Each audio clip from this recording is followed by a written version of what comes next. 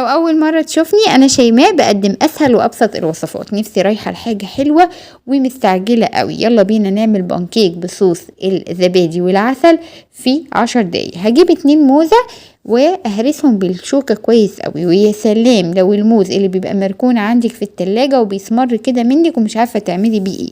هنزل عليه ب2 بيضة. كل ما ضاعف الكمية هضاعف طبعا كمية البيض. بعد كده وانتي بتضربي، حابة تضيفي فانيليا تمام جدا، مش حابة هو الموز مع البيض ما بيكونش فيه اي زفارة. هجيب طاسة غير قابلة للزق وابدأ انزل بمقدار البان كيك يمين وشمال. بعد كده بحضر صوص الزبادي، زبادي مع عسل، اقلبه حلو قوي. وبعد كده ازوق بيه باي فاكهة تعجبك. لو عجبك الفيديو دعوة حلوة من القلب، والسلام عليكم.